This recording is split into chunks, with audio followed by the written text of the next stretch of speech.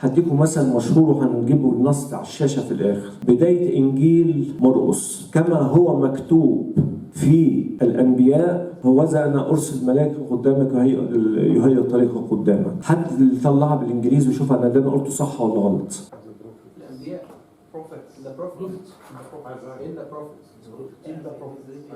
أنا سمعت إجابتين دلوقتي، كما هو في بروفيتس وحتى أيزيا مكتوب عند قدسك إيزايا وعند قدسك برضك. يبقى إظهار الجماعة اللي دول مش من كنيستنا، من كنيسة تانية.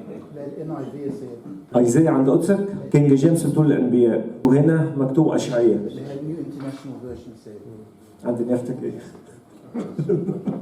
احنا عايزين نفكر فيها. اللي بيكتب كان صاحي فلاقي مكتوب قدامه كما هو مكتوب في اشعياء: ها انا ارسل، او ها انا ذا ارسل ملاكي. الايه دي مش في اشعياء، الايه دي في ملاخي. بعديها على طول صوت صارخ في البريه، هي دي بتاعت اشعياء. فاذا صح ما نقولش كما هو مكتوب في اشعياء، الظاهر كان يقصد كما هو مكتوب في الانبياء ملاخي واشعياء. فهنا اللي بينسخ بيصلح كلمه من وجهه نظر ان هي خطا، فجه ينسخ فكتب كما هو مكتوب في الانبياء، ما كتبهاش كما هو موجود في اشعياء. دي بيسموها اخطاء مقصوده، ان واحد حس النص في جمله عايزه تعديل منه، واحد وهو بينسخ شغل مخه.